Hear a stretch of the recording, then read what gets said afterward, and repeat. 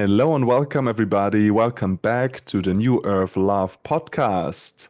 Once again, I'm sitting here on the other side of the world with the beautiful Fari. Welcome back.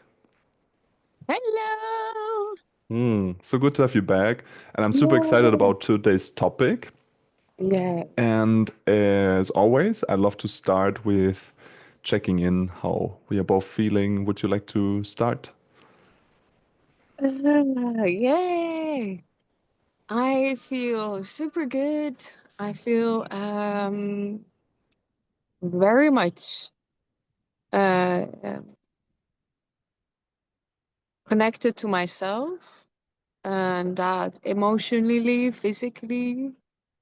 And yeah, I'm really happy to be in this place where I'm connected to Nice. myself. Yes. Mm. Mm. Anything else you want to share? No. No. Mm. Mm. Mm. I'm feeling a bit nervous because there's been a while that we did this. So I'm like still Mhm. finding my groove and like, there's the microphone and the camera and the lights and excited. But Mhm. I'm motivated. And I feel I've been experiencing a lot of low tide and high tide Mhm. intensity over the last days. Like days with like really really big productivity and passion, and then other days just like plane crashing and going into emotional processing and not being able to do anything that I scheduled. So that was quite intense. Mhm. um yeah, but experiencing Mm. also a lot of beautiful love in my relationship that I have right now, and support, consideration. Yeah. So in a good Mhm. place overall, very good place. Ooh, beautiful. Hmm. Yeah, and our topic for today is how, yeah, having a conversation again between the masculine and the feminine. I think I forgot today to speak the intro. Oh my God. So welcome to the New Earth Love podcast. In this podcast, we speak between the masculine and the feminine to build more trust and understanding about the Mhm. differences in thinking and communicating, in what the needs are and all that. Mhm. And through that process, creating more love and peace in the world. That's the highest goal that we have here. Mhm. And Fari is a very regular guest on my podcast. Yeah. And our topic today is how we can create more authenticity in any Yes. kind of relationship. I heard the other day that I think it was on Instagram. There's like these different vibrations of feelings, right? So there's like shame and anger, and then on some point there's gratitude and love. And somebody, I don't remember the name, pardon, said that authenticity is actually the highest frequency we have Yes. as a human. I Yeah. agree. Uh-huh. So fully being yourself in any given moment. I have a lot of things Mhm. that are coming, but I would love to hear what your thoughts are on that so far. Yeah, authenticity has been a topic for me for a while, and especially to myself. How honest am I and authentic to myself? Um, am I really, really authentic to myself first of all, and do I have clarity of myself, and can I express that? Hmm. Because I feel like what for me has been happening a lot in my life is that I didn't have clarity about myself, my deepest essence or need or desires. And so you kind of just live on the surface, and there is a lot of layers around yourself in the sense of guilt, shame, Hmm. um, traumas, that are kind of protecting you to go to that essence of yourself. So by going through the layers, it's not removing, Mm. it's going through the layers. I was able to, first of all, be authentic to myself and then be authentic to other people. Because how can you even be authentic if you don't know yourself, right? Hmm. So that is for me what authenticity is your full expression in life coming from your essence. Hmm. And that can Yeah. be anything. That can be anything. Yeah, I heard something really beautiful also the other day from a friend. He said if it was in terms of relationship, but I think it Yeah. applies to like any dynamic. If you don't know yourself, your partner can only be an advisor. If you don't know what you need, the other person can't read your mind or your heart. Yep. So if you don't Yep. take accountability, responsibility for what is really going on here, and Yes. also despite the feeling of shame that you believe you might not deserve what you need and want, Yes. then going through that either alone, what you suggested, or together and saying like, oh, there's something I want to share, but it's really hard, and like, can you just be with me? And yeah, we Mm-hmm. do that as friends as well, right? Like, Hmm. Yeah. um, but yeah, like a shame, I think is a very important one to put on the table. Yes. My definition of shame is like the fear of being rejected, abandoned, ridiculed, punished in some way for being your full authentic self. So Yeah. authenticity and shame, they are very intertwined. Yes. I just want to punished or rejected. It's two different things for me. Yeah, yeah. Yeah. Yeah, but they are both like related to shame. So there might be Yeah. different fears, but all of the fears they are around like either abandonment or rejection or punishment or whatever it might be that you Yeah. are afraid will happen if you are fully Yeah. authentic. Yes. Yeah. Yes. Mm-hmm. So that there's something that you feel in your guts you need. Yeah. I make a stupid example. Let's say you need water and you learn that it's Mhm. very shameful to need water. And Yes. then it's very hard to ask for it, you know. If someone asks you like, "Hey, do you want some water?" It's like, "Yeah, okay, I can take it," you know. But like Yeah. to actually directly expressing the need and asking for it is Yes. difficult if the shame layer is still there. Yes. And Right. everybody has a different shame voice. Yes. Whatever That's that voice interesting. says, you know, is that an Yes. inner voice that says, "Oh, you are disgusting." Maybe if it's Yes. about the sexual desire that you have, you're disgusting. You Yeah. can't say that. Like people are just gonna Uh-huh. look at you like this. Or Mm-hmm. you're needy, Uh-huh. Yes. or like don't, yeah, or if it's about emotions, don't make such a fuss. Don't be such a Yeah. Yeah. sissy. Yeah. So all these things that they're different voices. I'm just like making some stuff up right now that is quite Yeah. common. But what is it for you, right? What is your shame voice saying? Yes, exactly. And then it comes back uh to your childhood.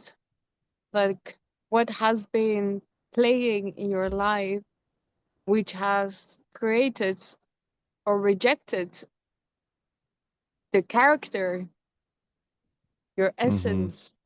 And what we kind of do is we start playing a role and reject the other parts of ourselves in Hmm. order to be loved, to belong, to be part, right? To belong. I Yeah. think most of the shame comes, and I don't know if that's really like that. But if I look at myself, and I think the most shame comes around not having the fear of not belonging. 100%. I agree Yeah, with that. I think yeah, as pack animals, as monkeys that we technically are in our physical bodies, belonging, being part of a tribe, part of a community for anything else, and hmm integrity and authenticity hmm are I don't want to say secondary, but I guess for most people they are, right? I Like think it first, comes naturally. mm, I think it just yeah, comes naturally with each other. hmm yeah. I'm also not saying that it's like an active decision. You know, in most cases, it's just subconscious patterns. But it's like as people, I really need to be alone. I can't rely just on myself. So I hide Mhm. some things, and when I'm alone, then I show them to the world, let's say. But actually, I don't show them because I only do them with myself. That's the idea But of even shame, with yourself, right? but I think even with ourselves, reject those parts of ourselves. So it's not that, Mm. oh, to the outside, this is who I am, and Yeah, inside, but no. what I mean is you might express something when you're Yeah, alone that no one sees you doing. yes, For example, yes, watching porn for many guys, yes, right? yes. And then so there is maybe a disgust or a shame in front of yourself, but you still do it because you know no one is watching you. So you just beat yourself up, but you still express what you need to express. Mm-hmm, mm-hmm. Yeah. Yes, And I yeah. think this is one part of it, but there's also a part which I call personally, we do a conscious theater. We show art to ourselves even.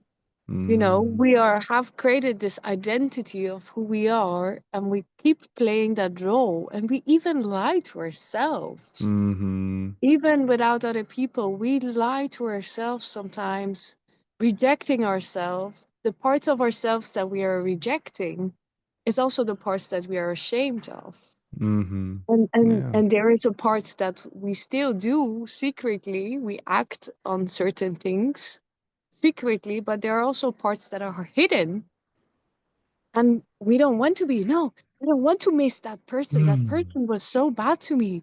I don't want to keep rejecting it. So it goes, and then we suppress it kind of.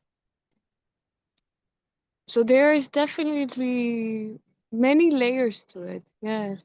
100%. Mm-hmm. Yeah.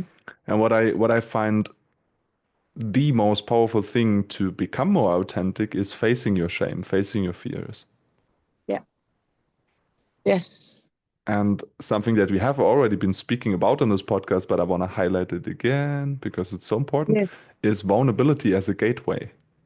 Yes. Like actually, that's new. I haven't spoken about that before because it's a download that came recently. My idea is that when we are born, we are fully Mm-hmm. authentic. We don't have Mm-hmm. filters as a baby. We Mm-hmm. just Yes. express ourselves freely, pretty much, because there's no trauma Mm-hmm. yet. Yes. And once we learn, and that's just a learned behavior, what people around us, our first caregivers or society at large, through the media or whatever we consume, what we learn is shameful, Mm-hmm. becomes our vulnerability. Mm-hmm. So Mm-hmm. vulnerability can only exist if there are things that Yes. are considered shameful or that people have been rejecting us for it. For example, in a society where it's shameful to eat bread and you really like to eat bread, you will do it in secret because you don't want to be shamed for it.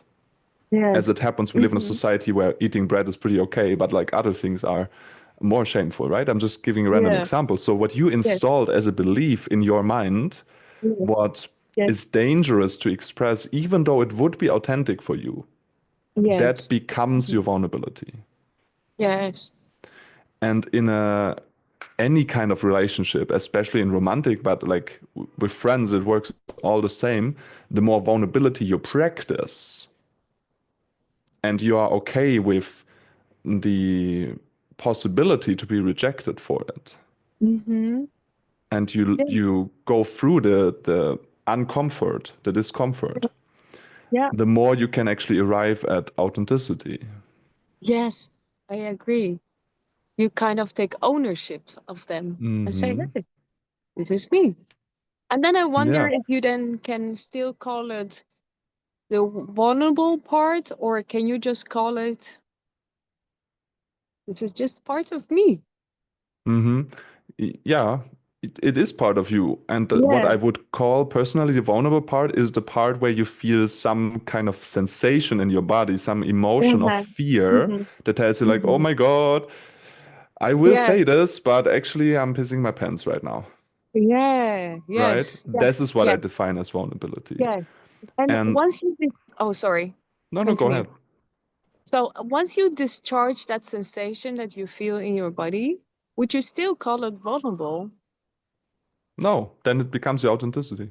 Exactly. Yes, that's what I meant. Yeah, yeah, Yes. yeah, yeah. That's the whole point I'm also trying to make, so we're on the same wave, I guess.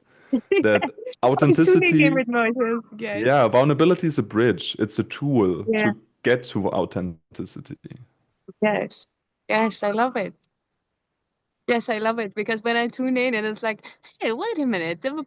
The times that I was really shamed that I couldn't express, and once I Hmm. went through that sensation and that feeling and I expressed it, phew, now the Yeah. sensation is gone. Now when I think about Mm. it, is that what I said at that moment I expressed? Is that still a Mm. vulnerable part of me, or is that coming from this is me? There is no Yeah. charge in it. There's no Yeah. energetic charge in it anymore. Yes. And I would love to collect some suggestions for the audience also. And I would love to remind everybody that we can also have a talk in the comments. And like this whole idea here is to inspire and to just share what is in our field. And this, yeah, my biggest goal is community. And so please, if you have other ideas or questions, put them in the comments. If you like this, give it a thumbs up and subscribe if you want to be informed about future episodes. So, what I would love to talk about next is how practically that can look like to do that. And the first thing that comes up is that learning how to discern who Hmm. is trustworthy and who is not. Like I Wow. won't yeah, I won't personally go on the street and talk to a random stranger about my deepest, most shameful parts that I maybe tell Yes. you when we are not on camera and, Yes. and my partner, but like to make a mental list or even a physical list of the people that you trust so much that you can approach them and from experience that you gathered like I can actually be myself with them. And Hmm. you even say that would be my second suggestion, as the first one is be discerning who you are Hmm. vulnerable with Hmm. so that you can actually heal it and not re-traumatize yourself, because if you speak to Hmm. a person who is not actually safe in that sense, Hmm.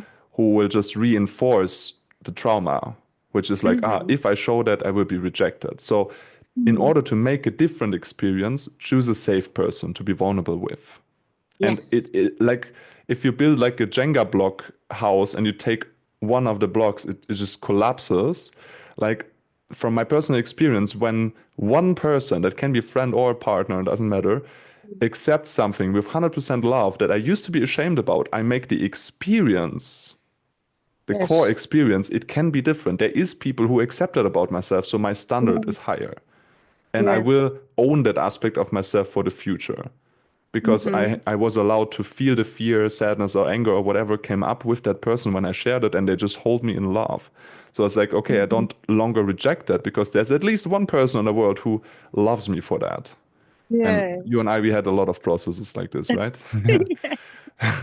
Yes. Yes. um, so yeah, and then the second suggestion would be to check in, even if it's a safe person, to say like, hey, there's something on my heart that's really vulnerable, but I trust you and I Mhm. would love to share that with you. Are you open to Yeah. receive right now? Are you able Mhm. and willing to hold space? Mhm. That would be like two suggestions that I have. What Yes. comes to you in terms of vulnerability practice? I mean, I think what you just mentioned is having the experience, and it doesn't need to be just in a romantic partnership, but just having an experience of how it feels to express yourself fully Mm, in your vulnerability and then being held in it mhm, and being, and that already transforms. Mhm. Like, I think I had it a lot with you personally that I have been always this very strong, independent woman that can needs to do everything by herself, and I don't need anyone.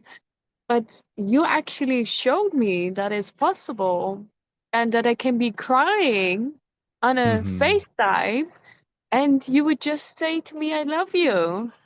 And that would already like alchemize the Mm. sensation that was there, because it's like, oh, I can just be myself. Mhm. I'm safe with my emotions. Someone is okay with my emotions. I don't need to reject them anymore. Mhm. And the Yeah. more you gather those experiences, the more you trust other people to share this experience with. And so that has been definitely for me, as a strong, independent woman, Mhm. Hmm. realize that a strong, independent woman is someone that can hold herself, yes. But if you don't know how it is to hold yourself because you never had the codes or the Yeah. experience, how it feels, then it's impossible to give that to yourself, even. Yes. Yes. And there is such thing as compulsive independence and healthy independence Yeah. and healthy need and dependence, Hmm. codependence. Yeah. And I just want to say again, I love you completely just the way you are. Wow. I And love what you said, you. yeah. And what you said is so true. I mean, I mean, I made this a job, right? I work as a therapist. So anybody Yeah. who's watching who might need support, I'm here. My door is always open because I the did. ex yeah, thank you. But yeah, the experience of being in a safe, Hmm. um, shame-free room. Like when I did my first therapy, when I received my first therapy, that was really Yeah. mind-blowing. Like, oh my God, there is a person who will not tell anybody else outside of this container. So there's an agreement, obviously, with a therapist for Hmm. confidentiality that you don't Hmm. share with anybody else. And then Yeah. you can just be raw and not be Hmm. judged and just be held and reflected in what you experience. And that has been like big game changer, especially in hypnotherapy when the subconscious mind can talk and your actual desires that are hidden even from yourself can come up. Like it's Yeah. powerful stuff. Yeah. And that doesn't have to be with a therapist. I'm just offering myself here, obviously. Can be with a friend, with a partner, with anyone who's capable of holding space, which is a skill that needs practice. It really needs practice. And if you are not doing your own work as the receiving part, it's very hard to hold space for something that you are even afraid to be in yourself. So, in order to hold a space, you need to be comfortable to be in the space. And you have been addressing emotions, for example. And I'm a professional crier, so whenever you would like call me and be like, "I'm so sad, I'm lonely," or whatever, like, of course, I don't judge that. I can just like be Yeah. with you in that. And I think this is all that matters. I totally agree with you there. And what I find super fascinating as a, let's say, researcher, that historically women are much more likely to repress their needs, and men are much more likely to repress their emotions. Hmm. Yeah. So, and there's so many funny examples that I can tell you, even like from relationship, like something that I want to also encourage in terms of vulnerability practice, daily vulnerability practice, to ask directly for what you need and want. Yes. One Yes. example, one example, like uh, in a restaurant, someone has a slice of pizza in front of them, and you say, "Do you still want that?" Hmm. So you make it about them. You pretend it's about them, and that you would sacrifice yourself to take that slice so that it doesn't end up in the trash. But it's actually a Hmm. hidden request. Hey, I'm Hmm. still hungry. would you mind if I eat the last piece of pizza that lies in front of you? That is vulnerable. That's much more like true to what you're experiencing and not like Mhm. beating around the bush. Mhm. Yes. And so traditionally, but it's for everybody, but traditionally, women Yeah. have a harder time expressing directly what they need and they try to get it through the back door. Yeah. And men have a harder time actually sharing their emotions and what's going on inside of them because they're afraid of being seen as weak. Mhm. Yes. So Yeah. vulnerability practice then, I mean, you mentioned crying as vulnerable also for you, and it is obviously, but it's Yeah. even more vulnerable, I would argue, for men to share emotions and more vulnerable for women to share their needs directly. Yes. And I think there is a big, big judgment from ourselves as women towards our needs. That Yeah. the needs we have is too much. It's Hmm. not. I want to recommend all the women get clarity of what you need, and that nothing is too much. It's only too much for the wrong person. It's Yeah. only too much for the wrong person. Express, Yes. get to know your needs first. That's step number one. Get clarity of your needs Hmm. and own them, like embody them and express them. And yes, a lot of people might fall away, fall off. Usually they do, yes. And that sucks, Yeah, to be honest. and It it is not sucks. pleasant. No, it Hmm. sucks. And but it's fine because it's gonna only keep you the people that can and love to give Hmm. you your needs, that enjoy giving the needs you have, and nothing is too much. I kept saying to myself, and I think finally I've reached the stage where I can say, wow, I'm quite bold in my needs.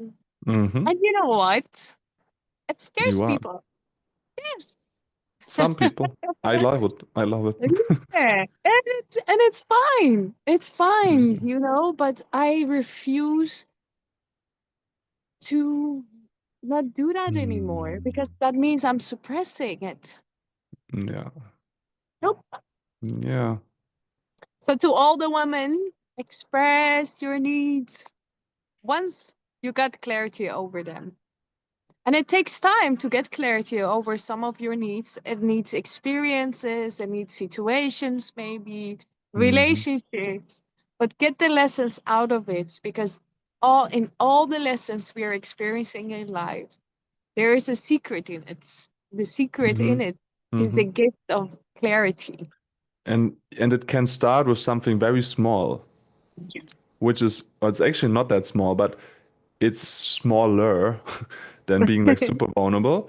Uh, Yeah. Very commonly, the question, do you want to? For example, I could ask you, do you want to go to the cinema tonight? Then I make it about Mhm. you. I pretend Yeah. that I only care about what you want. Yes. And you need to be very careful when you speak to a man because they take you literally.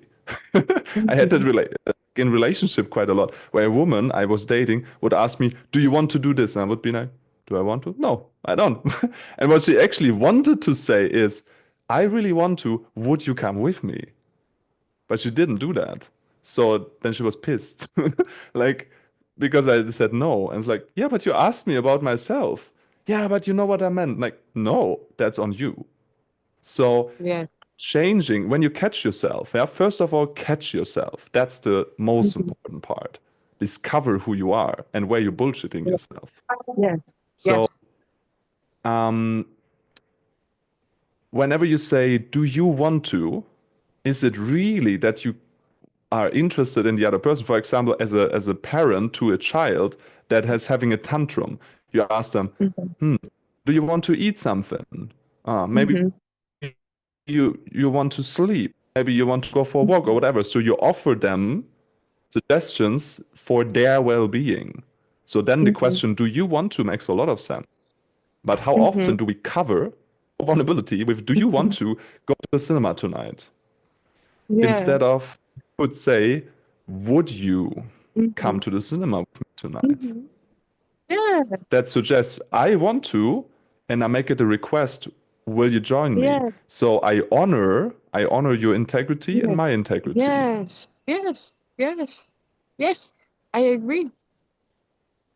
Yeah. Would you be willing to? Another Yeah. thing. Mm-hmm. Yeah.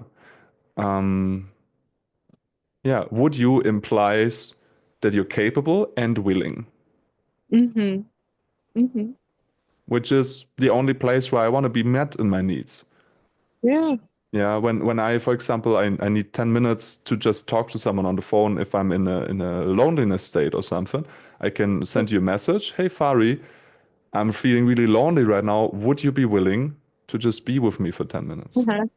Very Mm-hmm. specific request and very like vulnerable and with self-responsibility. Mm-hmm. So Yes.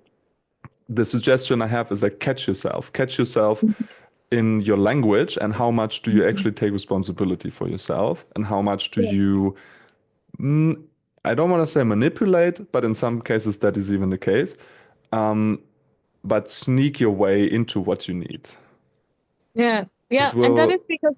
Oh, yeah, yeah, it will create more intimacy, mm-hmm. intimacy. It will make you more visible Yeah. and clear for the other person, and they will feel super respected because you put your heart on a golden plate and put it in front of them and say like, here, will you love that?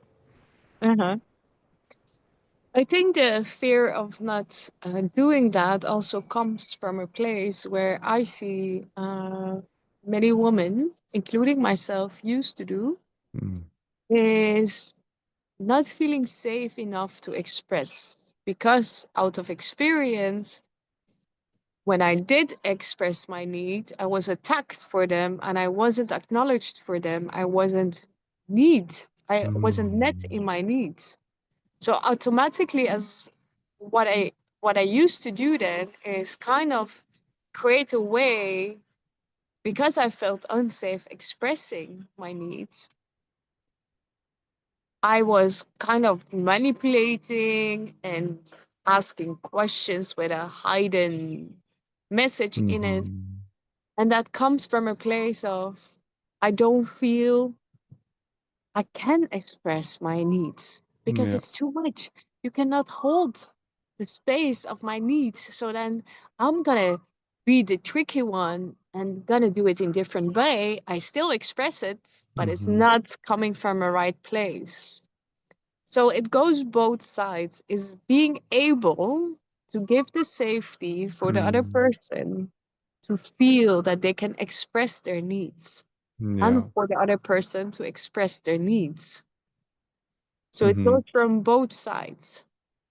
I love that. Something I want to throw in here, something I've been actually recording for my course that I'm running right now for the men I'm working with. Yeah. Um, three words, and then I'm gonna elaborate: boundaries, Hmm. capacity, and Yes. rejection.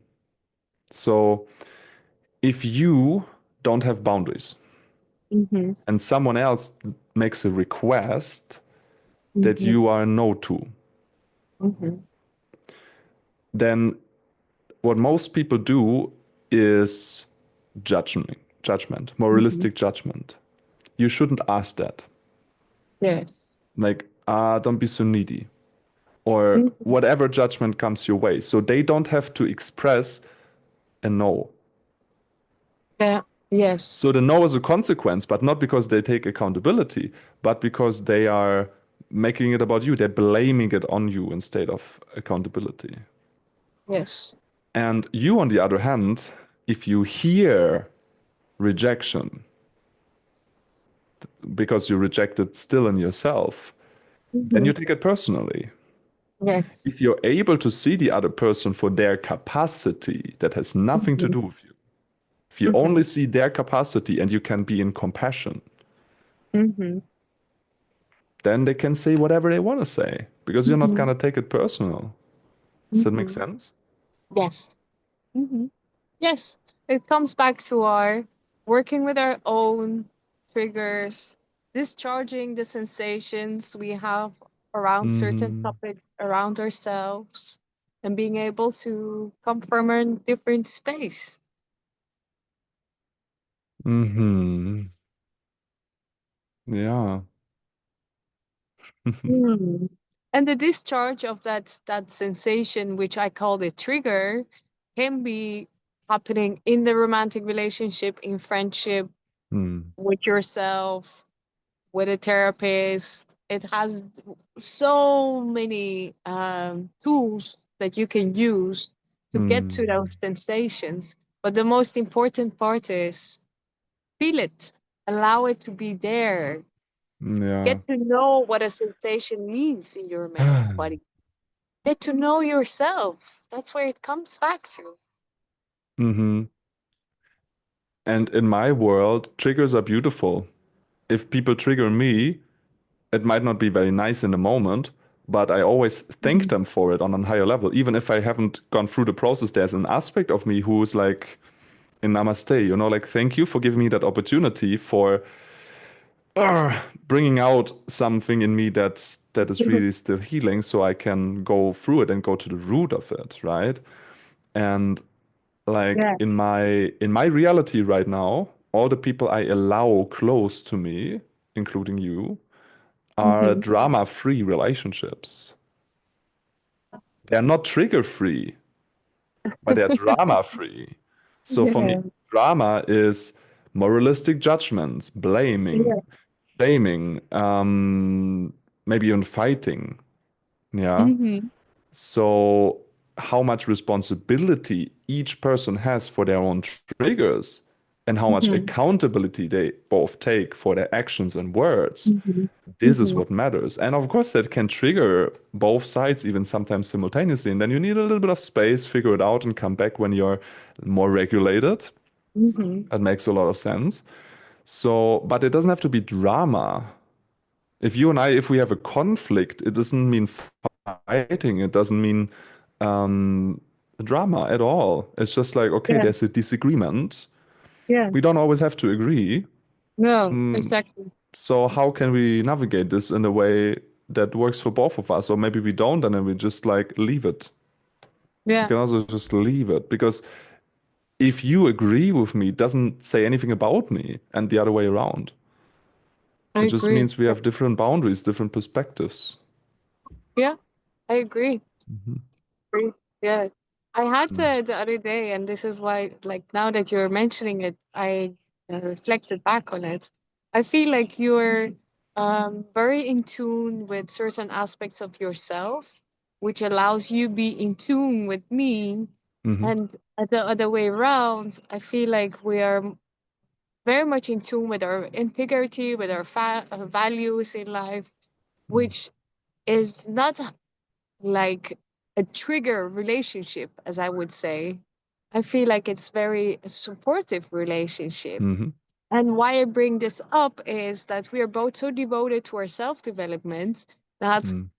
I love that as well. Like, tell me what I have to do so I can work on myself and improve myself.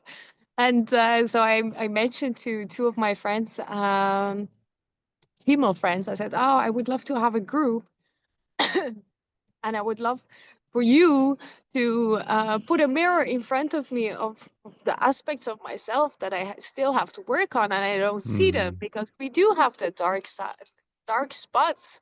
And I'm not capable of seeing everything myself. So I would love, like, I asked them to be kind of my mirror for my self Mhm. development. One of them turned around and said, Barry, I love you very much. And I think some relationships are there to mirror those aspects of yourself. And some relationships are there to support and nurture you. And Mhm. I think this is the kind of relationship we have with each other. And of course, I will always mention if something comes up, which I see, Mhm. but I don't see the point of focusing on that, Mhm. our Mhm. relationship. And I was like, oh, thank you very much for saying There is that no as well. reason. There's even in my Yeah. in my reality, there's not even a reason to focus on triggers because they come Yes. when they want to come. Yeah, So, exactly. But it's like the mindset of being so devoted to self-development and always wanting right. to do better. It's like, okay, what else can I do to become better? And the conclusion here, by is we are not perfect, and we don't have Hmm. to be perfect. This is not what it is about. It's about understanding ourselves, coming to that authentic space of ourselves, getting to know ourselves, Yeah. and using life as a process where we're just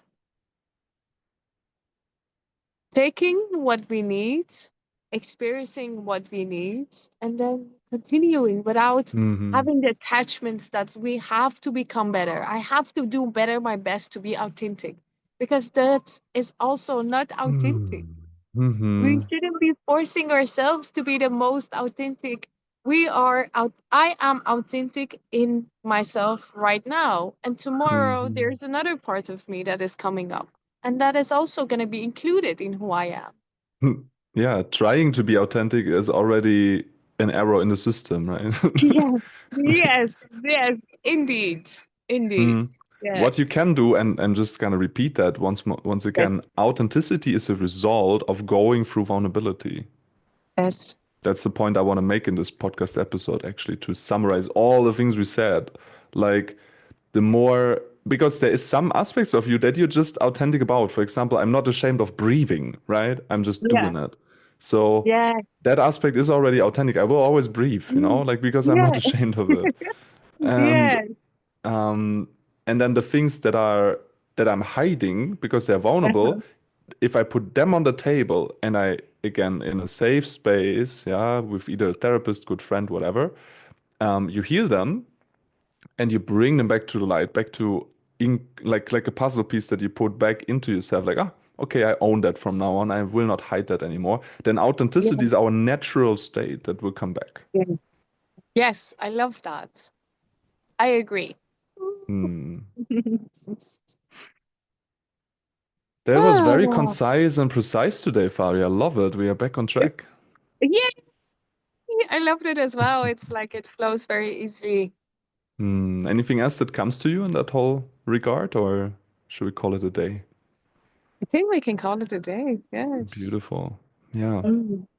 And thank you so much for being here. Thank you for everybody who is Thank still watching. you. Yeah. Again, thumbs up really help to bring the message forward. If you share it with someone else that they can benefit from what we share here, also welcome. Questions, ideas, wishes for future episodes down in the comments below. And you can subscribe to this channel I mentioned already so you don't miss any future episode. Thank you so much for being here, Fari. I love Thank you. you. Thank you for having us. I love you. Hmm. See you very soon. See Bye. you. Bye.